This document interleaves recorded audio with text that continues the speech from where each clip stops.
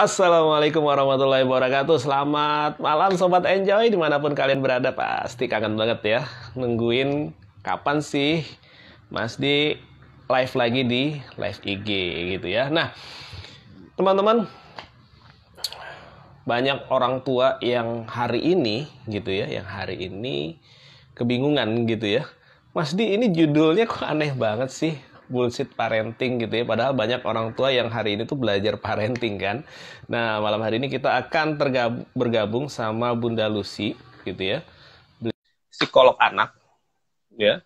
Terus juga hipnoparenting, nulis banyak buku tentang parenting, dan juga gitu ya, seorang trainer di bidang parenting. Halo Bunda, apa kabarnya? Kok nggak ada ini ya, gelap. Oke. Oh ya teman-teman, malam hari ini Bunda Lucy itu ulang tahun loh. Jadi gokil banget nih, makanya pasti nih dia lagi di luar kan, lagi sambil makan di luar gitu ya, ngerayain ulang Nah, tahunnya. Gitu ya. Nah, jadi teman-teman, eh hari ini kita bakal seru banget ya bicara tentang bullshit parenting ya. Kan banyak orang yang akhirnya salah kaprah kan. Dibilang, oh berarti nggak perlu belajar parenting dong Bun, katanya gitu, baca-baca judulnya gitu ya. Berarti aku nggak perlu susah-susah baca buku parenting, nggak perlu segala macam karena parenting is bullshit katanya gitu ya. Nah, tapi sebenarnya bukan itu ya teman-teman ya.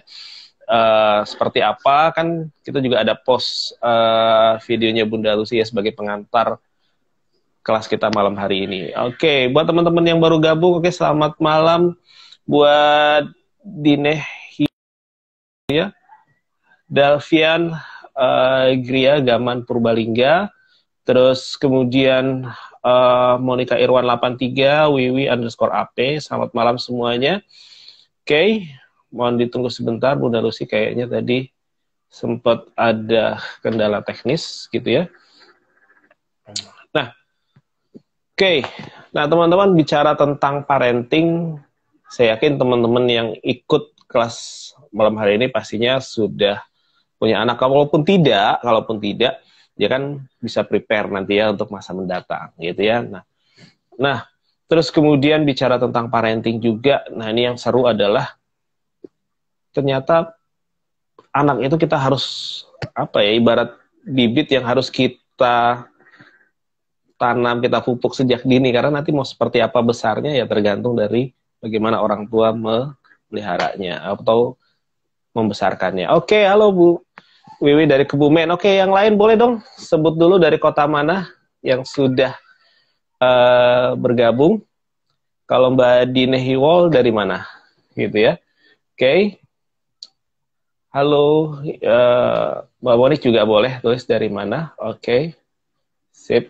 Tunggu sebentar ya, Bunda Lucy lagi prepare sebentar. Nah, ngomongin soal parenting, ini penting banget sih ya, karena bicara tentang anak gitu ya. Ada pepatah kan yang mengatakan bahwa buah itu jatuh nggak jauh dari pohonnya gitu ya. Jadi ketika orang tuanya mungkin adalah orang-orang yang keras gitu ya, maksudnya dalam arti mendidik dengan keras, nah maka jangan salahin kalau anaknya juga jadi keras kepala juga gitu ya. Ya, nah itu jadi oke, Bandar Lampung siap, thank you. kok nggak muncul ya gambarnya? Bentar Bunda, lagi muter-muter sih ini kayaknya. Oke, kita tunggu sebentar.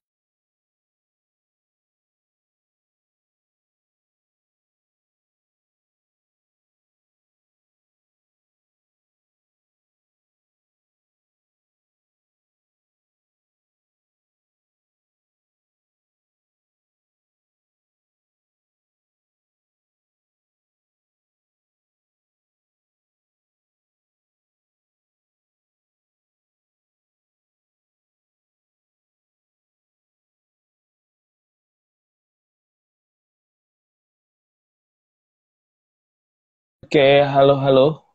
Oke, sorry adalah sinyal ya. Oke, halo Bu Zakiroh gitu ya. Lagi di mana nih Bu? Lagi di Palembang atau di Jakarta? Ini dahsyat nih ya. Ibu kita yang satu ini ya, terus belajar terus gitu ya. kemanapun ada ilmu dicari terus sama beliau ya. Oke. Kita tunggu sebentar. Bunda Lucy coba bergabung lagi. Halo IPS Putra, selamat bergabung gitu ya. Oke. Bunda Lucy. Oke, Bunda masih muter gitu ya. Oh, lagi di Palembang. Siap. Kalau Mas Putra di mana? Gitu ya, dari mana nih posisinya hari ini? Nah, jadi bicara tentang parenting, akhirnya itu yang membuat kita terus belajar ya teman-teman. Karena hari ini cara mendidik anak tuh nggak bisa dengan menggunakan apa yang orang tua kita perlu ajarin ke kita gitu ya. Oke, halo Mas Putra di Bali ya. Oke, sip. Halo Bunda, tunggu sebentar deh. Ini biasanya sih agak lama, nanti lama-lama juga akan muncul. Wah, gelap ya. Tapi gambar aku kelihatan nggak Bunda? Aku pakai bajunya warnanya merah soalnya. Kelihatan ya. Oke, halo Mas Eko _ Evi Dolo ya. Eko Evi Dolo, oke. Ya, selamat bergabung semuanya. Mohon ditunggu sebentar ya. Masih on progress. Oke. Nah, sambil nunggu Bunda Lucy, kita ngobrol-ngobrol lagi nih. Nah, buat teman-teman nih, podcast ya, kayak podcast jadinya ya. Nggak ada gambarnya. Nah, kita tunggu sebentar. Iya. Mana Bunda Lucy masih menunggu tersambung ya. Nah, karena malam hari ini tuh sebenarnya banyak juga ya, ternyata makin kesini bicara tentang kelas online Instagram banyak banget ya, banyak banget. Dan pilihan buat teman-teman tuh happy banget lah gitu ya. Jadi 2019 tuh waktu Enjoying Life mulai live IG seperti ini, ya belum ada yang buka gitu, terus masih banyak yang kita juga masih merintis, belum selengkap sekarang juga tools-toolsnya gitu ya. Yang penting mulai dulu aja, dan hari ini banyak sekali teman-teman trainer juga yang mulai menggunakan IG sebagai platform untuk berbagi gitu ya. Nah, oke. Yuk, boleh dong teman-teman yang belum info lokasinya dari mana. Halo Mas Jan Raandista, selamat bergabung. Oke. Ya, buat ilmu parenting nih perlu sih ya, perlu. Nah, kalau bullshitnya sendiri apa, ya pastinya teman-teman harusnya sudah ngeliat video kami sebelumnya ya. Oke, halo Bunda. Ini udah ada gambarnya. Oke. Ini pakai WiFi resto atau gimana, atau pakai WiFi resto? Iya. Oke. Nah, mudah-mudahan lancar ya koneksi kita hari ini. Oke, aku cek sinyal dulu, cek ombak dulu. Ini aman sih, masih 4G sinyal kita. Nah, ini dia teman-teman, Bunda Lucy nulis sudah banyak buku yang beliau tulis gitu ya. Nah, pertanyaannya teman-teman udah siapin pertanyaan belum gitu ya? Kita kan broadcastnya siapin pertanyaan tentang parenting, karena semakin teman-teman menyiapkan pertanyaan, semakin banyak yang nanti akan kita dapat. Ya. Oke. Sudah? Sip? Aman Bunda? Pakai tripod Aman atau sih, dipegang? harusnya ya, pakai tripod. Bentar. Ini tripod yang udah agak-agak uzur gitu kayaknya ya. Ya, oke. Ya.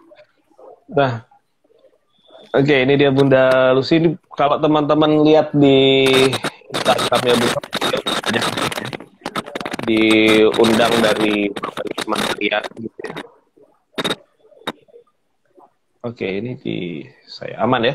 Oh ya, sebelumnya cek sound dulu teman-teman, suaranya aman nggak? Ya, suaranya kedengeran jelas nggak di teman-teman? Ada noise atau enggak?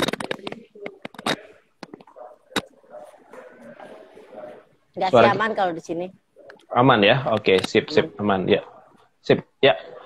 Oke, Bunda, ini ngomongin soal bullshit parenting ini banyak banget yang japri, yang WA, terus akhirnya ya udah deh posting video dari Bunda kan, mudah-mudahan tercerahkan. Tapi masih ada juga yang penasaran, kenapa sih namanya bullshit parenting sih Bunda?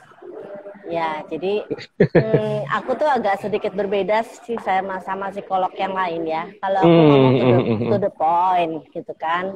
Jadi Oke. kalau ngomong A ya nggak usah dibilang B, kalau ngomong B nggak usah bilang A gitu kan.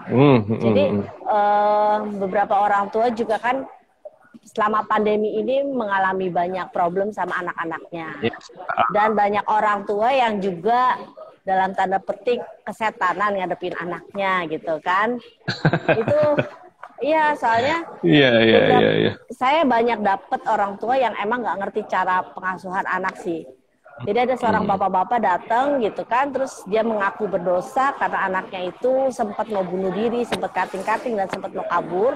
Gara-gara dianya dididik dengan pola asuh yang sama waktu sama orang tuanya dulu. Jadi anaknya itu benar-benar kalau dia lagi marah banget, dia itu benar-benar mau mampusin anaknya gitu. Dia sampai bilang, udah bagus bapak nggak mampusin kamu ya gitu, sambil nonjok gitu. Nah, terjadi lagi sama seorang anak yang 5 tahun, di mana mamanya bilang gini, Bunda, muka saya kayak kalau lagi marah kayak orang kesetanan ya gitu. Wah, Mam, bagus Mam, jadi pemeran antagonis sinetron, mendingan main sinetron gitu kan. Iya, iya. Jadi sekarang saya itu berlatih ya untuk saya lagi melakukan reframing nih ya. Maksudnya selama 1 jam ini mungkin saya akan ngeluarin kata-kata yang agak-agak ajaib gitu kan, yang mungkin psikolog lain nggak pernah ngeluarin, atau sebagai pakar parenting yang lain mungkin nggak pernah ngeluarin sama seperti saya ngeluarin gitu ya. Tapi saya nggak ada intensi apapun untuk ngeluarin kata-kata itu. Sama seperti anak-anak atau pada umumnya orang-orang, ketika dia berkata-kata belum tentu dia intensinya negatif gitu kan gitu. Betul. Jadi saya belajar gimana caranya saya bisa ngatain orang tua tapi saya tetap senyum gitu kan. Jadi saya waktu itu bilang gini, kenapa banyak anak kok memilih atau banyak orang memilih hidup untuk menderita dibanding hidup untuk bahagia gitu kan. Ibaratnya semua orang kan dilahirkan udah jadi berlian. Kenapa lu milihnya jadi tai gitu kan. Nah, itu yang bikin kaget tuh. Kadang-kadang, gila, ngomongnya kasar banget gitu ya. Enggak kasar. Emang kenyataan emang ada tai kan gitu kan. Tai kan kotor ya. Tapi ketika dia dibilang seperti itu, terus dia langsung, oh iya ya, gue kok tuh sebenarnya lahirnya jadi berlian. Kenapa gue milih jadi hidup gue jadi menderita gara-gara gue punya anak gitu. Sampai kemarin ada viral itu loh yang anak SMA, lihat nggak yang TikTok? Itu keren banget tuh. Jadi kalau lu nggak siap jadi orang tua, ngapain lu punya anak gitu kan? Orang tuanya nanti ngejawab pasti, ya gue juga nggak mau punya anak lu, nyusahin gue gitu kan? Nanti jawab lagi si anaknya gitu. Ya kalau nyusahin kenapa lu mau ngelahirin gue gitu? Nanti si orang tuanya akan jawab lagi. Jadi sebenarnya masalahnya di mana? Punya anak salah apa enggak? Kesiapan orang tua bagaimana ketika dia punya anak? Yang paling penting adalah dia udah punya anak, terus sowot gitu loh, gitu kan?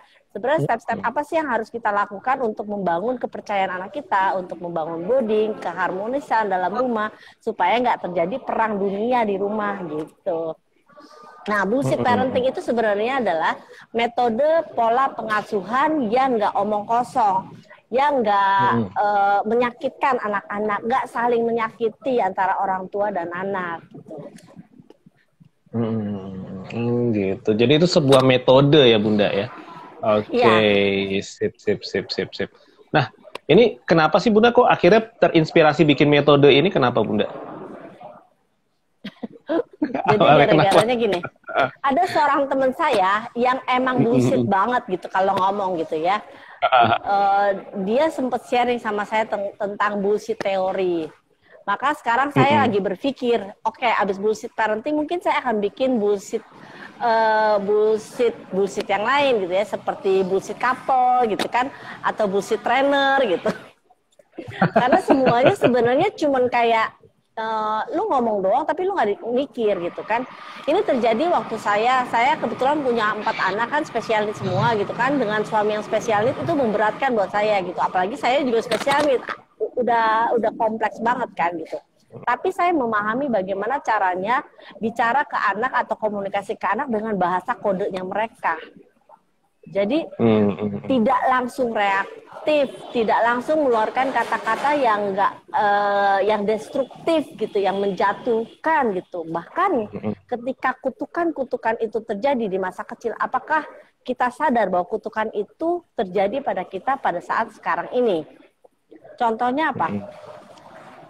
Lu hati-hati jaga makan. Kita tuh punya keturunan gula. Atau misalnya hati-hati lu, tante lu udah kena kanker gitu kan. Atau misalnya ada satu orang nggak dapet jodoh, ternyata dia selalu dibilang jangan duduk di pinggir pintu, anak gadis nanti berat jodoh gitu ya. Nah kata-kata itu tuh emang masuk, terus kadang-kadang kalau orang percaya itu jadi beliefnya dia gitu. Oke. Nah jadi semuanya itu memang bullshit. Yes. Oh, itu dasarnya ya. Iya sih, jadi banyak hal-hal yang mungkin sebenarnya mitos, tapi karena diyakini, kok kayaknya akhirnya jadi benar ya, kok kayaknya benar ya, gitu ya. Ya. Kayak gitu ya Bunda ya. Kebenaran yang hakiki itu kan karena kebenaran yang diciptakan berdasarkan ilusi yang dia bangun atas apa yang terjadi di masa lalunya. Betul. Ya. Nah, itu menarik ya. Nah, teman-teman gak usah menunggu lama. Kalau misalnya ada yang ingin dikomentari, ada yang ingin ditanyakan, langsung aja ya ketik di kolom komen. Jadi kita ini ngobrol santai ya. Jadi langsung aja mau aja gitu. Lama juga nih nggak ketemu sama Bunda Lucy di live IG seperti ini gitu ya. Boleh langsung komen aja. Nah, itu menarik ya Bunda bicara tentang orang tua. Nah, ada pepatah kan yang terkenal banget tuh ya, katanya buah nggak jatuh, kalau jatuh nggak jauh dari pohonnya gitu. Jadi bagaimana orang tua mendidik anak, ya anaknya akan terbentuk seperti itu, benar gitu ya Bunda ya? Iya, jadi betul banget. Jadi kalau orang tuanya yang sering teriak-teriak, ya wajar kalau anaknya juga akhirnya terbentuk jadi anak yang suka teriak-teriak gitu ya Bunda ya? Itu betul banget. Jadi mereka kan melihat dari model ya. Maka di bullshit parenting ini ada satu metode yang karena kita kan bullshit parenting ini ada beberapa level ya kalau di kelasnya. Yang level pertama itu kita kasih metodenya namanya FAQ. FAQ gitu kan. Ini terjadi ketika anak saya kan belajar jari ya. Terus saya nyanyiin gong, ini jari apa gitu kan. Ibu jari, jari telunjuk, jari tengah gitu kan, dia pas begini terus ada murid saya yang datang tiba-tiba bilang, ih jorok gitu ya, ih parah, kasar gitu. Dari mana dia tahu itu jorok? Dari mana dia tahu itu kasar? Dari mana dia tahu gitu kalau itu tuh nggak boleh gitu? Pasti karena ada dia doktrin. Sesuatu itu dibilang salah atau enggak itu kan tergantung persepsi kita. Maka FAQ yang kita satu metode yang namanya FAQ ini adalah fantasi, ungkapkan, cari, dan komunikasi. Itu 4 yang mau kita bagikan. Kenapa orang banyak hidup di dalam fantasi? Kenapa orang banyak justru mencari kebohongan, nggak ungkapkan kebenaran? Kenapa justru orang itu nggak mencari apa sih sebenarnya yang mereka inginkan dari komunikasi terhadap orang lain, atau mencari apa sih sebenarnya yang dia maksudkan dari komunikasinya, intensi apa yang dia bangun. Dan yang terakhir itu komunikasi. Kenapa banyak orang fail di komunikasi? Karena setiap orang itu terlalu banyak reaktif terhadap apa yang orang lain omongin. Jadi nggak dipikir dulu gitu. Oke, ya. Istilahnya namanya subuh pendek gitu ya, apa aja jebret gitu ya, sesuatu yang bikin reaktif gitu ya. Nah, oke, ini menarik. Nah, ini teman-teman boleh langsung ketik pertanyaan kalau misalnya takut lupa ya, langsung aja supaya nanti kita bisa tambah seru nih kita ngobrol-ngobrolnya. Itu sebuah metode yang kalau orang lihat singkatannya tadi dari 4 hal tadi itu orang pasti langsung, wah ini apa sih ngobrolin nggak jelas gitu ya. Tapi itu ada singkatannya. Oke ya, fantasi, ungkapkan ya tadi ya Bunda ya. Ungkapkan kebenaran, cari intensinya, dan komunikasi. Nah itu ya teman-teman ya. Nah ini menarik ketika fantasi ini, apalagi sekarang kan mayoritas anak-anak yang lahir di era gadget sekarang ya, katakanlah Gen Z ini kan mayoritas pasti ke gadget semua ya Bunda ya. Nah, otomatis kan memacu fantasinya mereka juga makin banyak dan semakin liar gitu ya kalau bisa dibilang. Nah itu gimana tuh Bunda tuh menyikapi ini sebagai seorang orang tua? Nah, si anak itu fantasinya liar karena dia tidak diizinkan untuk memiliki fantasi yang positif dari pikiran yang positif atau konstruksi. Jadi saya bilangnya bukan positif negatif ya, karena positif negatif itu kan ambigu kalau di NLP itu cuma persepsi gitu ya. Jadi saya lebih suka pakai bagaimana kata-kata yang dibangun di dalam otak itu adalah sebuah fantasi yang bermanfaat atau konstruktif dan bukan yang destruktif gitu kan. Kenapa ada apa? Masalahnya di mana anak-anak main? Nggak ada masalah menurut saya gitu. Malah membuat fantasi mereka berkembang dengan lebih baik gitu. Tetapi yang jadi masalah adalah ketika si orang tua hidup di dalam fantasinya, berpikiran di dalam fantasinya, dan dia tidak terbuka terhadap fantasi anak-anaknya. Di situ masalahnya terjadi. Jadi nggak ketemu titik temunya gitu. Ya, jadi kita harus paham dulu sebenarnya apa sih yang dipikirkan anak-anak, fantasi apa yang mereka ciptakan atas diri mereka sendiri. Kemudian baru kita bangun reaksi. Oh, saya harus bereaksi A, B, C, D. Karena banyak orang tua yang reaktif banget menghadapi perilaku anaknya gitu ya. Contohnya, saya waktu umur 4 tahun itu menemukan sebuah benda dari plastik. Dan waktu saya buka lacinya, saya cuma pegang benda itu, saya cuma berpikir, benda apa ini? Itu saya hidup di dalam fantasinya ya. Tetapi pada saat orang tua saya masuk, dia nggak tanya, kenapa kamu pegang itu? Kamu tahu nggak apa itu? Diajarin nggak saya tentang itu? Saya nggak diajarin. Akhirnya yang dilakukan orang tua saya adalah dia ambil benda itu dengan kasar, dia jambak rambut saya, dia jedukin saya ke tembok, terus kemudian saya ditendang berapa kali gitu. Saya umur 4 tahun waktu itu. Nah, kemudian kejadian lagi waktu kuliah, itu saya udah kerja di LSM, saya menemukan benda yang sama. Nah, benda itu saya bawa pulang, karena kita dapat sponsor banyak banget gitu ya. Ketika saya bawa pulang, saya mainin di rumah, karena saya waktu itu benar-benar hari pertama dan saya belum tahu itu namanya benda apa gitu ya. Katrok banget lah orang Jawa bilang. Itu papa saya melakukan hal yang sama seperti kejadian waktu 4 tahun. Benda itu diambil, saya dijambak, saya dijedukin, saya ditendang, ditambah pakai ban pinggang, dipecut gitu ya. Nah, itu membuat saya berpikir apakah saya tidak diberikan kesempatan untuk minta jawaban. Benda apa sebenarnya itu? Sampai akhirnya saya menikah dan saya tahu itu adalah kondom. Gitu ya. Nah, jadi banyak orang tua yang seperti contoh gini, ada satu orang anak, dia dititipin uang sama mamanya, tolong ya nanti kamu di sekolah ditabung gitu ya. Terus mamanya bilang gini, jangan hilang. Nah, yang diingat anaknya adalah jangan hilang, jangan sampai jatuh. Jadi yang dilakukan anaknya adalah dia pegang uang itu, dia masukin ke dalam buku tabungan Tabanas lah ya kalau dulu bilangnya. Terus dipegang uangnya sama kartunya. Ketika si gurunya bilang, ayo kumpulin buku tabungannya. Pas dibuka, uangnya hilang. Dia pulang, ketika dia pulang, mamanya langsung nampar dia. Dasar kamu, nyuri uang mama ya gitu. Dipakai uang mama dipakai buat apa? Buat nyuri ya, buat jajan ya gitu. Pokoknya mamanya marah gitu ya. Dan anaknya nggak dikasih kesempatan untuk menjelaskan gitu ya. Jadi mamanya langsung reaktif seperti itu. Jadi banyak yang orang tua yang nggak ngerti sebenarnya anak itu melakukan itu kenapa gitu ya. Kayak contohnya kamu nggak papa kenapa sih papa ngerokok mulu, misalnya ada seorang anak nanya gitu, terus papanya jawab, kamu masih kecil gitu ya. Nah, masih kecil itu apakah itu jawaban? Bukan. Dia akan nyari kenapa dia nggak boleh ngerokok, yang akhirnya membuat dia jadi nyoba yang lain-lain gitu. Jadi dari hal-hal sederhana yang bullshit ini akan membuat anak jadi bereksplorasi sendiri. Oke, tanpa bimbingan orang tua ya Bunda jadinya ya. Tanpa penjelasan juga.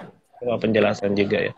Nah, tapi kalau misalnya tadi katakanlah misalnya orang tuanya ngerokok gitu, terus anaknya nanya, ayah kenapa ngerokok gitu, terus jelasinnya gimana tuh Bunda? Apakah itu si anak ngerti nggak sih gitu, kita kasih Ya, tahu gitu. si anak itu memang nggak ngerti, tapi ketika nanti kita jelasin dengan bahasa anak pastinya gitu kan. Ya, setidaknya si orang tua tidak memberikan model yang negatif sama anaknya. Bahkan kalau ada di satu daerah di mana anak kecil itu udah pada ngerokok. Kenapa? Ya, setiap hari itu papanya ngerokok di depan dia, dan bahkan setiap hari si anak ini dimintain tolong sama papanya beli rokok ke warung. Jadi satu hari itu bisa berapa dus ngerokok gitu kan. Terus akhirnya si anak melihat, merekam ke memorinya, terus akhirnya dia nyoba-nyoba. Oh ternyata ngerokok itu enak ya gitu. Jadi akhirnya dia nyoba sendiri, semua ada tinjauan psikologi perilakunya, dan semua ada analisisnya kalau misalnya kita runut-runut ya kejadiannya. Iya. Jadi itu sebabnya orang tua juga harus jadi orang tua yang komunikatif juga ya terhadap hal-hal yang si anak tadi baru tahu gitu ya. Kadang ada juga loh Bunda orang tua yang kesel gitu, anaknya banyak tanya gitu kan. Ada anak yang ini apa. Kadang orang tua kesel nanya mulu gitu. Padahal itu semua eksplorasi dia dan keingintahuan dia kan ya Bunda. Nah itu gimana tuh Bunda? Dijawab semuakah atau gimana tuh Bunda sebaiknya kalau anak yang banyak? Dieksplorasi dan dijawab bersama sesuai dengan tingkat usia anak gitu ya. Waktu anak saya umur 5 tahun itu, tiba-tiba dia pulang, dia bilang ke bapaknya, "Pak, Acel mau ML," gitu kan. Oh, papanya kaget dong. Hah? Anak kecil minta ML gitu kan.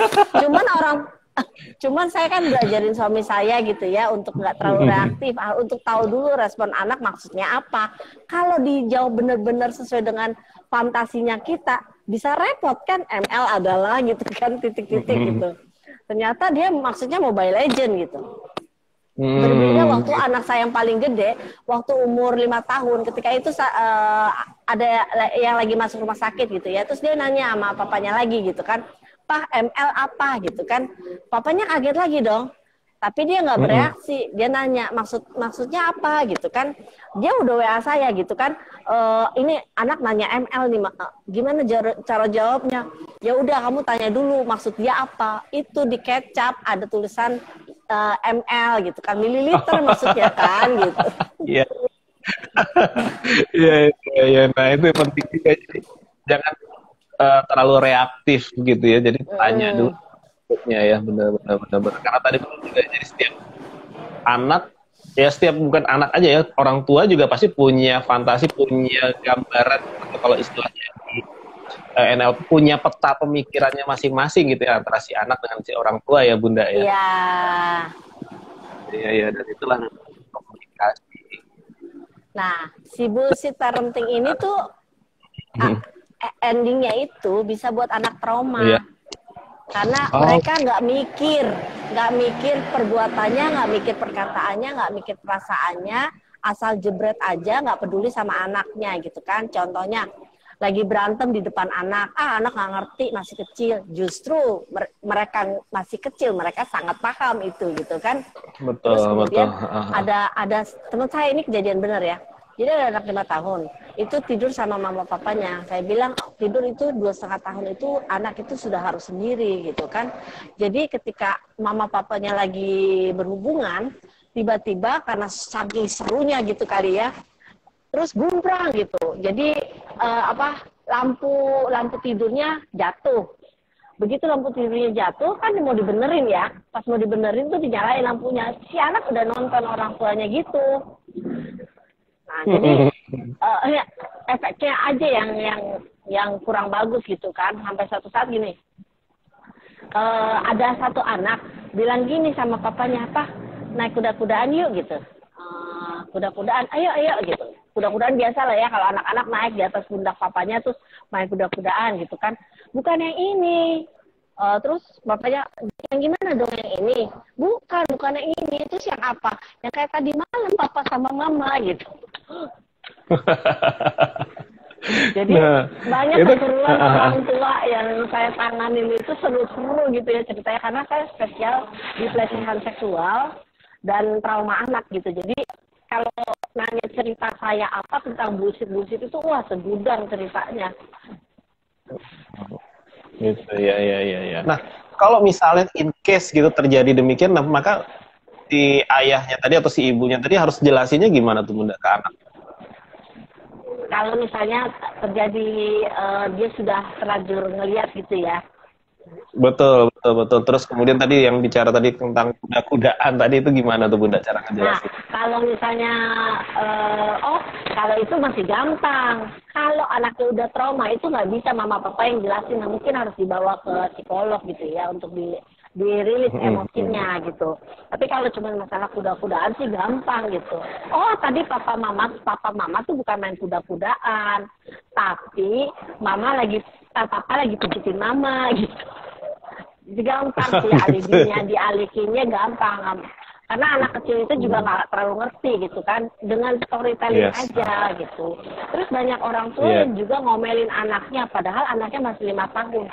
Jangankan 5 tahun, kadang-kadang 17 tahun aja dimarahin, dia nggak ngerti loh orang tuanya ngomong apa, kontennya apa. Dia cuma ngerti orang tuanya nadanya tinggi, matanya melotot, tolak pinggang, terus suaranya keras gitu. Oh, artinya mama marah nih gitu ya. Padahal mama belum tentu marah gitu. Atau mungkin mama marah tapi saya nggak ngerti mama kenapa marah gitu, dan mamanya nggak ngejelasin juga kenapa. Iya.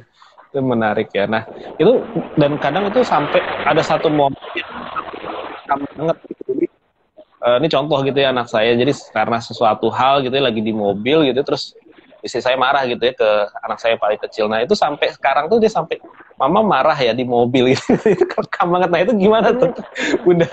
Gimana tuh Bunda tuh? Tapi dia nggak ngerti isi marahnya, ya. Gini, itu gampang. Jadi suatu saat anak saya itu kan yang kedua kan Asperger syndrome ya. Jadi itu kalau ngomong juga bahasa kaku, dan saya waktu kecil tuh dia nggak bisa berekspresi karena ekspresinya memang datar, kaku, terus baku gitu ya.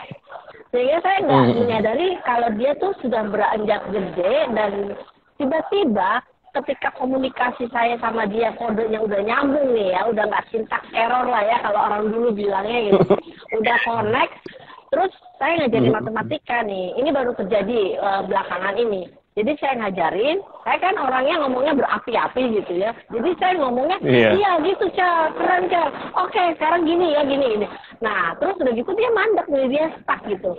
Dia stuck, terus saya merenung, kenapa? Kok tiba-tiba dia stuck, dia nggak bisa nyelesain. Padahal sebelumnya bisa. Saya merenung, terus siang-siang saya nanya dong sama dia, Cal, tadi kenapa kok Acel tiba-tiba stuck? Terus dia bilang, oh soalnya mama marah gitu. Hah? Mama marah emang gitu? Kok Acel bisa tahu mama marah?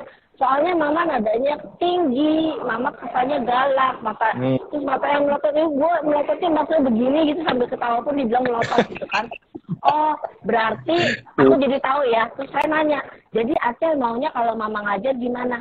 Mama suaranya pelan aja, nggak usah marah-marah, nggak usah keras gitu. Oh, oke, gitu kan. Jadi gue ngerti kan, oh berarti anakku pengennya aku suaranya direm gitu loh, agak kecilan, karena dia kan orangnya sensitif gitu ya. Jadi kita ngerti gitu, anaknya seperti apa maunya gitu. Iya. Nah, itu jadi harus tetap dikomunikasikan yang persepsinya dia seperti apa gitu ya. Jadi itu yang memang harus kita jelaskan ya, tidak ya. Ya. Oke, sip. Jadi teman-teman yang stay masih join di sini, ada Mas Nelis, Zakira, terus kemudian Mas Dwi, Mas Putu, dan kami. Silakan yang mau bertanya langsung aja ketik di kolom komentar ini. Malam kali ini kita ngomongin adalah sebuah metode ya Bunda ya, sebuah metode bagaimana kita mendidik cara yang punya lebih seru, tanpa judgement, tanpa hal yang reaktif. Nah, silakan Bunda bicara tentang ungkapkan. kebenaran. Terkadang memang ada beberapa hal yang di umur 5 atau 6 tahun tuh dia nanya, Tuhan gimana gitu. 5-6 tahun, Tuhan tuh ada di mana gitu. Ini gimana jelasinnya ya, Tuhan ada di mana. Itu pertanyaan yang apa, kita nanya dulu ke Ustadz atau gimana, kita bisa jawab dengan analogi apa, itu sesuatu hal yang agak kompleks gitu ya kalau kita mau jelasin. Bahkan kita aja yang orang-orang dewasa kita gitu ya, itu kita juga beberapa itu orang juga gampang. Itu gampang tuh, tinggal cara jelasinnya ke anak-anak. Ya, sebenarnya yang namanya ungkapan kebenarannya maksudnya bahwa banyak orang tua itu hidup di dalam ilusinya sendiri gitu kan. Jadi mereka nggak bisa menemukan si anak ini ada benarnya sedikit pun gitu kan, karena mereka selalu menemukan adanya cacat dalam diri anak gitu kan. Betul. Sekalipun misalnya mereka nanya tentang kebenaran, tapi menurut orang tua karena pikirannya orang tua ilusi, jadi dia nggak bisa menceritakan apa yang namanya kebenaran ke anaknya gitu. Jadi contohnya kalau misalnya dia nanya Tuhan, kan sebenarnya itu gampang banget jawabnya ya. Kenapa harus dijelasin Tuhan ada? Tapi ketika dia coba itu yang namanya makhluk ciptaan Tuhan apa, kemudian kamu bernapas itu dari mana, terus kamu diciptakan dari mana gitu. Jadi dia dibuat ngelihat ke realita yang ada aja gitu.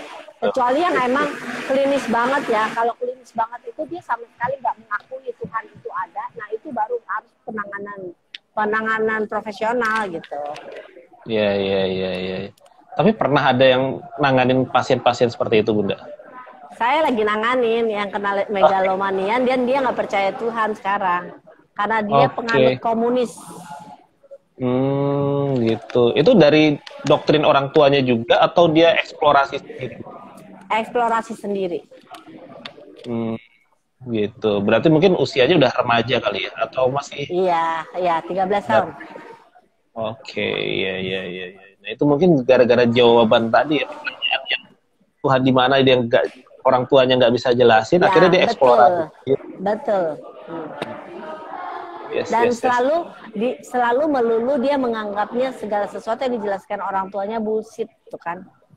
Karena dia nggak percaya Tuhan itu ada, dia nggak percaya kalau Tuhan itu memberi dia kehidupan gitu kan. Jadi dia nggak takut mati, kalaupun kena COVID oke aja gitu kan. Jadi bertentangan, kontradiktif antara apa yang dilakukan orang tuanya yang selalu nyuruh dia buat sembayang, sementara dia nggak melihat hasil dari sembayang itu apa. Kok malah orang tuanya ngebullshitin dia gitu. Iya. Oke, sip Bunda, ini udah ada pertanyaan dari Mas Nelly Nai. Kenapa anak-anak itu dalam hal tertentu kalau dilarang pada diizinin? Jadi makin dilarang makin dilakuin. Kenapa ya sih? Kenapa nih Bunda? Jangan lari. Lari. Jadi otak itu nggak bisa menangkap, selalu menangkap dalam bentuk gambar. Jadi kalau saya bilang jangan bayangin ada gajah warnanya kuning lagi lari-lari ke arah pohon yang besar gitu kan. Jangan bayangin gajah itu ya. Awas tuh kalau bayangin, jangan ya. Jadi semakin dibayangin kan semakin dilarang, semakin dibayangin, karena yang ditangkap anak itu adalah gajahnya yang berwarna kuning lagi jalan ke pohon besar gitu. Terus yang kedua, otak itu nggak bisa membedakan antara imajinasi sama kenyataan. Maka orang-orang kalau nonton Korea kadang suka terhanyut di dalamnya gitu kan, suka ikut sedih gitu. Tapi kenapa ketika anak sedih, si orang tua nggak mau ngerasain, dia malah melakukan yang namanya disasosiasi dari perasaannya sendiri gitu. Padahal dia tahu anaknya tantrum, dia tahu anaknya sedih, tapi dia nggak ada empati ke anaknya kalau ngerasain anaknya itu lagi sedih gitu ya. Terus malah dia justru ngapain sih kamu cengeng banget sih jadi anak gitu aja nangis gitu. Jadi malah udah sedih malah makin dijudge gitu. Itu bener-bener orang tua yang anjing banget gitulah ya ceritanya gitu. Jadi kenapa dia semakin dilarang semakin dilakukan? karena nggak pernah dikasih tahu konsekuensinya dari apa yang dilakukan, baik atau buruknya, diajak komunikasinya gimana gitu. Jadi emang harus benar-benar ditelusurin, apakah dia mengajak komunikasi si anak, kenapa si sesuatu itu nggak boleh dilakukan, kenapa boleh dilakukan. Nah, si anak itu ngerti apa enggak gitu. Kalau misalnya dia nggak ngerti, ada pertanyaan nggak dari si anak gitu kan, akhirnya mungkin dia jadi stop melakukan karena ya asik berkomunikasi kan, jadinya mengalihkan gitu. Iya. Oke, mudah-mudahan terjawab ya Mas Nelisna ya untuk pertanyaannya tadi. Oke, nah Bunda, kalau misalnya ternyata ada orang tua yang mungkin barangkali sudah, tadi ya Bunda udah jelasin sampai dengan saat ini, banyak hal-hal yang akhirnya saat ini udah disadari oleh beberapa teman-teman yang menyimak live ini maupun nanti menyimak rekamannya, kira oh iya ya aku udah pernah banyak hal yang salah yang sudah pernah aku lakuin. Nah, itu caranya kita mengungkapkan kebenaran itu, papa salah nih atau mama salah nih sama kamu, itu gimana? Karena kan kadang-kadang kita agak ada ego gitu ya. Masa sih gue minta maaf sama anak gitu ya. Nah, itu gimana tuh Bunda menyikapinya dan bagaimana memperbaiki kesalahan-kesalahan orang tua kepada anak itu? Nah, anak-anak zaman now itu beda sama anak zaman dulu. Anak-anak zaman sekarang itu pertama sensitifnya lebih tinggi. Kedua itu mereka tuh menganggap orang tuanya bullshit semua, cuman manis di mulut aja gitu. Jadi sebenarnya pengungkapan maaf itu kalau untuk anak-anak zaman sekarang tuh agak kurang pas gitu ya. Nah, jadi anak-anak itu lebih ngelihat ke model. Ketika dia ngelihat orang tuanya berubah, orang tuanya lebih ada buat mereka, orang tuanya lebih mengasihi mereka, itu otomatis si anak itu akan berubah. Jadi nggak usah pakai effort yang harus benar-benar ngebuktiin kalau gue tuh bener loh, kalau aku tuh pengen dihargain loh sama anak, nggak perlu ngebuktiin itu sih, nanti anak akan tahu sendiri gitu. Tapi intinya adalah ketika dia menemukan dirinya salah gitu ya, dia cek dulu kata-kata apa sebenarnya yang masuk ke dalam pikiran gue ya, sampai aku ngomong kayak begitu sama anak. Biasanya kan orang impulsif ya, ngomong dulu baru, aduh nyesel gue ngomong kayak begitu sama anak gitu ya. Kenapa nggak dipikir dulu? Ya makanya orang bilang penyesalan selalu datang di belakang, kalau di depan pendaftaran. Iya, betul. Oke, ini ada pertanyaan nih dari Mas Putu dari Bali nih. Bullshit parenting ini apa hanya ada efek negatifnya saja pada anak? Hanya emang efek-efek? Enggak juga. Ya? Oke. Enggak juga. Jadi kalau di NLP itu ada anak tipe menjauh, ada yang motivasinya menjauh, ada yang tipenya mendekat ya. Saya kurang tahu deh. Toward apa stay away gitu kan. Nah, ketika ada anak yang tipikalnya misalnya gini, contoh gampang, ada orang mau diet, terus orang yang kelompok pertama dikasih tahu kalau diet nanti kamu sehat, badan kamu cantik, kamu bisa pakai baju bagus, terus kamu dilihat enak gitu kan, di foto juga bagus, pas ngaku vlog juga oke gitu kan, dia langsung ngebayang iya ya keren juga ya gue kalau kurus gitu. Ada yang tipe kedua, dia bodo amat gitu kan. Yang tipe kedua ini tipe diancam, misalnya lu kalau terus-terusan kayak begini lo, lihat deh badan lu ntar tambah gendut, terus jelek, terus nanti lu malah jadi sakitnya jadi kemana-mana gitu ya. Terus dia jadi takut gitu. Nah sehingga dia menimbulkan motivasi untuk diet gitu. Nah, si anak-anak ada yang tipikalnya emang bisanya diancam. Cuman ini jangan jadi pembenaran ya buat teman-teman yang nonton ini, jangan jadi pembenaran sama sekali, saya mohon gitu kan. Karena ada anak yang tipenya diancam, terus si orang tua itu ngebaik-baikin si anak gitu kan, yang nggak cocok gitu. Ada yang tipenya dikasih tahu, oh nanti kamu kalau misalnya belajar kamu jadi dapat nilai bagus gitu, sebodoh teing gitu kan. Tapi kalau satu anak ini dibilang kalau kamu dapat belajar rajin, nggak belajar rajin, kamu nggak naik kelas. Nah dia langsung takut tuh, dia langsung belajar rajin gitu. Jadi nggak semua bullshit itu efeknya negatif, asal dikelolanya dengan baik gitu ya, asal ngerti kelolanya. Jadi itu sebabnya kita juga perlu belajar bagaimana sebuah ungkapan tadi, kata-kata kita ataupun komunikasi si orang tua tadi ya impulsifnya juga bisa diarahkan untuk hal-hal yang positif ya. Ya. Sip, sip, sip, sip. Silakan teman-teman yang mau bertanya lagi, oke, yang baru gabung sama Mas Salma, gitu ya. Oke, mudah-mudahan terjawab ya Mas Putu ya. Oke, silakan teman-teman yang mau bertanya ke kolom komen. Halo Mbak Nurma, selamat bergabung. Beli Made, selamat bergabung juga. Oh banyak ya dari teman-teman dari Bali juga. Nah, Bunda, kalau tadi bicara tentang komunikasi ini Bunda. Nah, kan kadang komunikasinya anak katakanlah beda usia, apalagi Bunda kan ada 4 generasi kan. Beda-beda gitu. Generasi. Nah, maksudnya beda-beda. Kayak aku kan anaknya yang pertama. Itu kan pasti gaya kita anak yang katakanlah sekarang mungkin udah SMP atau SMA terus sama adiknya yang katakanlah masih SD juga beda ya cara penyampaiannya, komunikasinya. Nah, itu sering terjadi kayak iri-irian gitu. Kok adik boleh kok Bunda ngelarang kakak kayak gini, aku kok boleh. Nah itu sering ada konflik nggak sih di antara 4 orang anak muda itu? Kalau konflik mah pasti beda. Kalau konflik mah pasti ada ya, nggak mungkin bohong lah kalau yang namanya keluarga saya nggak punya konflik gitu ya. Tapi kalau misalnya ketika ada satu peraturan baku, pasti semuanya adil akan diperlakukan sama gitu kan. Jadi nggak menimbulkan konflik. Tetapi kalau misalnya yang emang nggak urgent gitu ya, yang satu boleh ngelakuin, yang satu enggak, misalnya kayak sekarang kan, kok Cici boleh main gadget, kok aku enggak gitu. Kok aku harus makan, nggak boleh main gadget gitu. Nah iya, soalnya cicinya kan lagi belajar gitu kan. Ada alasan di balik itu. Kalau misalnya ada hal-hal yang memang nggak baku, tapi kita bisa jelasin gitu. Nah, cuma masalahnya kalau kita komunikasi gimana ya Bunda ya? Karena kan sekarang kan zamannya SMA nih. Kan anakku yang pertama itu udah kelas 6 gitu kan. Adiknya kan umur 3 tahun gitu ya.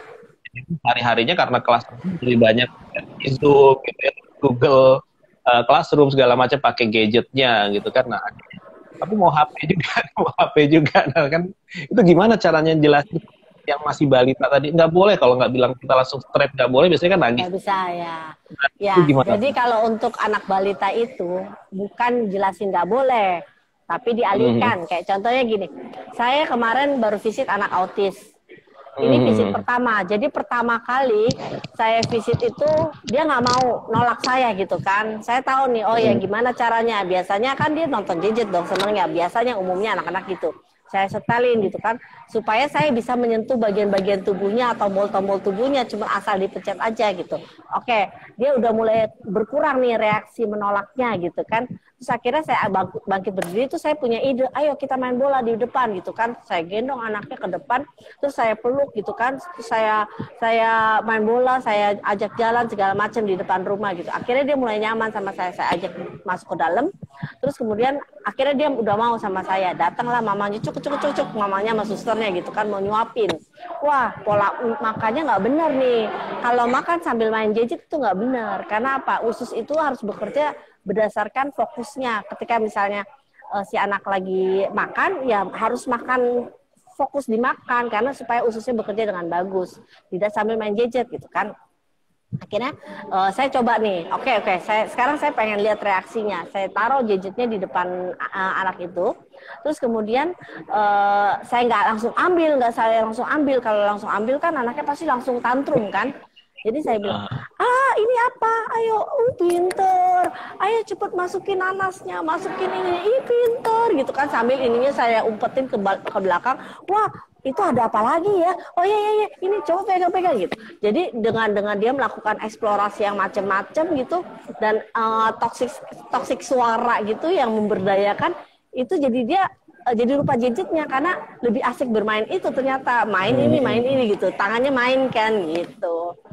Jadi itu sebenarnya lebih ke kreativitas orang tua aja, bagaimana mengalihkan sesuatu itu ke hal-hal yang lebih menarik buat anak. Oke, sip. Jadi kalau untuk ke balita komunikasinya dengan cara pengalihan fokusnya ya Bunda ya ke hal-hal lain selain gadget yang lebih seru ya Bunda ya. Iya. Oke, sip. Oke, silakan teman-teman yang mau bertanya, Mas Yuda, Mbak Hera, Mbak Santi, ya, Mbak Wiwi, terus Mas Putu boleh nanya lagi juga boleh. Mas Dwi, ya, Mbak Nurmai, ya, Rosa, gitu ya, Mbak Kiro. Kalau misalnya ada yang mau ditanyakan boleh lah, langsung klik di kolom komen aja gitu ya. Karena bicara tentang bullshit parenting ini ternyata jadi hal yang sebenarnya kita udah sering lakuin dengan cara yang kurang tepat gitu ya, sehingga akhirnya tadi pertanyaan dari Mas Putu tadi, akhirnya apakah ini semuanya akhirnya berujung ke negatif, kita harus juga loh. Nah, itu sebenarnya kalau misalnya itu bicara tentang bullshit metode ini, itu ada kelasnya nggak sih Bunda, atau gimana sih cara belajar metode bullshit Ya. ini? Jadi memang saya udah melakukan bullshit parenting ini udah dari tahun 2012 ya. Ketika itu ada satu orang tua keluarga, jadi keluarga orang berada lah ya, dan dia bule gitu kan. Terus saya menangani anak-anaknya yang orang tuanya bullshit banget gitu, karena yang saat korup KDRT, terus suaminya pergi, terus mamanya nggak mau ngurusin anaknya. Yang dilakukan mamanya adalah main gadget sepanjang waktu sampai jam 5 pagi gitu kan, banyak waktu main Candy Crush gitu kan, kecanduan banget. Nah, anaknya nggak mau diurusin. Nah, ketika itu tuh saya ngelihat, gila ya nih orang tua ya, nggak bener-bener nggak peduli sama anaknya. Ngapain lu punya anak gitu kan? Nah, terus yang saya lihat dengan mata kepala sendiri, suatu saat itu orang tuanya nggak ngelihat reaksi anaknya seperti apa, kurang perhatian atau apa. Ya, si anaknya nyari masalah lah istilahnya. Pas nyari masalah, ditimpuk sama mamanya, itu timpuk sendok, garpu, pensil segala macam sampai anaknya luka di kepalanya gitu kan. Nah, di situ saya ngeliat, gila nih orang tua nih parah banget gitu kan. Nah, akhirnya saya dari situ tuh saya mulai melakukan coaching buat orang tua, buat keluarga ini gitu. Jadi saya setiap hari datang visit ke rumahnya gitu, memperbaiki komunikasinya mereka gitu. Dan akhirnya anaknya jadi bagus semua kok sekarang gitu kan, udah pada remaja. Nah, sehingga tahun ini kebetulan pandemi juga ya, jadi pas pandemi ini banyak banget laporan dari orang tua ke saya, banyak yang anak yang mau bunuh diri, yang cutting, yang mau kabur dari rumah lah, yang orang tuanya emosi lah segala macam. Saya kira memunculkan inisiatif karena teman saya Obi sama ini ada di sini nih namanya Om Pras, itu kita sama-sama mau bantu orang tua untuk keluar dari kebusitannya mereka ceritanya. Nah, kelas pertama dan perdana ini di hari Sabtu besok jam 3 sampai jam 6. Jadi 3 jam itu benar-benar kita manfaatin untuk sharing tentang apa sih bullshit, gimana sih keluar dari kebullshitan itu gitu kan. Karena kelasnya ada beberapa level. Nah, ini kelas perdana yang pertama banget dan dikasih harganya tuh murah banget gitu kan. Dari harga 500 tuh cuma 150 gitu. Dan kita ngomongnya bertiga gitu. Jadi teman-teman bisa sharing, bisa curhat, dan kita bisa cari solusi bareng-bareng akhirnya gitu. Oke, sip. Ini ada pertanyaan lagi nih dari Mbak Santi. Bun, gimana caranya bikin anak 5 tahun disuruh duduk diam saat belajar? Ini gue tahu banget nih. Terapi sama gue udah terapi sama gue. Ya, jadi itu kalau masuk ke rumahnya Bunda ada ruang praktek, ruang terapi gitu ya, ada ruang klinik ya. Memang tiap praktek untuk terapi anak-anak yang memang punya kondisi gadget dan sebagainya ya. Ya, itu sebenarnya pertanyaan yang itu lebih, ya itu mungkin bullshit parenting cocok juga karena lebih tahu bagaimana kita bereaksi sama anak. Cuman ada lagi yang kelas lebih ngeri lagi itu tentang telepathic parenting itu. Jadi emangnya orang tua itu emang harus belajar yang namanya energi ya, karena kalau energinya negatif, walaupun dia nggak ngomong, itu udah berasa si anaknya gitu. Iya. Itu mirip kayak kita dulu mungkin. Kalau anak-anak sekarang mungkin agak kurang ya, mungkin karena orang tua juga nggak ngelatih itu dari sejak kecil. Kalau orang tua kita dulu kayaknya kita kalau diliatin aja udah takut ya, Bunda, bener nggak sih? Orang tua kita udah iya bener. Kalau iya bener. Ngomong apa-apa tapi iya, udah kayak dulu kan nggak ngerti. Iya, dulu nggak ngerti. Sekarang ada metode kan namanya visual auditory kinestetik. Kalau orang Betul, betul. kinestetik kalau dinasehatin kan lihatnya ke bawah karena dia baperan, perasaan, sensitif gitu kan. Orang tua, lu kalau dinasehatin lihat apa mata gue gitu. Iya, iya. Itu kalau udah belajar itu ya. Ini ada pertanyaan lagi nih Bunda dari eh, saya Zahra. Kalau anak pengen beli mainan, terus supaya beli mainan apalagi masa pandemi sekarang kita ya Bunda ya. Karena kalau kan anak nangis, bahkan kalau kita lihat guling-guling dan bikin kehebohan satu mall itu tuh gimana tuh Bunda? Tantrum. Kalau yang Gimana, itu Bunda? kayaknya kalau dilihat dari kalimatnya itu secara forensik investigasi itu kelihatan banget itu ada habit yang dibangun orang tuanya yang sering beli mainan daripada nangis mendingan beli mainan aja gitu. Jadi yaudah daripada ribut udahlah gue beliin mainan gitu kan. Itu sebenarnya pola sih. Udah gitu kebanyakan anak dibeliin mainan paling bertahan berapa lama, abis itu bosen nggak main lagi. Ntar begitu ke mall karena dibiasain dan si anak tahu polanya gitu ya. Gue minta mainan aja gitu kan. Toh ntar kalau nangis pun pasti akan dibeliin gitu kan. Nah itu harus di stop sih polanya. Jadi walaupun dia nangis ya nggak apa-apa. Emang kenapa dengan nangis? Berisik. Ya itu kan urusan lo berisik gitu kan. Jadi nggak apa-apa. Dia tantrum berguling-guling di mall nggak apa-apa. Itu yang saya lakukan sama anak saya waktu 3 tahun ketika dia tantrum di mall saya tinggalin aja.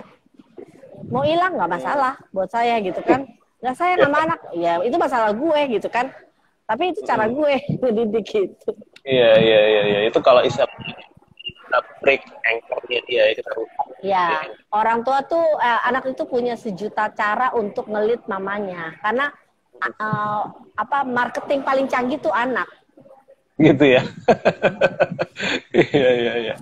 Nah ini ada pertanyaan lagi, mungkin ini terakhir ya, pertanyaan dari Blimade nih. Mau nanya soal tahu tentang hak dan kewajiban, kesadaran sendiri tentang disuruh gimana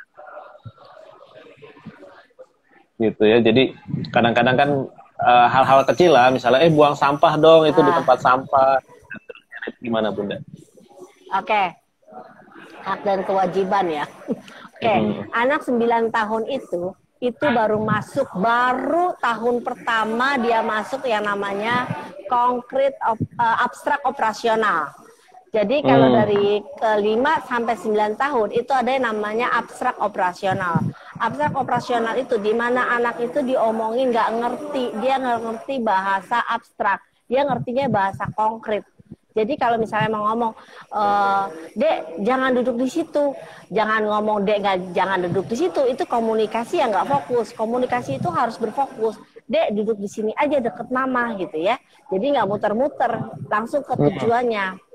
Nah, ketika dia udah beranjak lebih gede, 9 tahun itu, dia mulai mengerti bahasa abstrak, itu baru mulai diajarin hak dan kewajiban dia sebagai anak. Tetapi belum tumbuh sama sekali hak dan kewajibannya. Itu yang perlu dipahami. Karena otak depannya aja baru mulai berkembang tuh umur 9-10 tahun. Jadi belum mampu menangkap informasi yang abstrak banget. Hak itu apaan sih? Kewajiban apa sih? Walaupun di sekolah udah diajarin hak dan kewajiban dari kelas 2 loh. Tapi mereka kelas 2 nggak ngerti hak kewajiban apa. Ngerti nggak? Nggak ngerti. Mereka cuma ngafal. Hak seorang anak apa? Hak seorang murid apa? Hak seorang guru apa?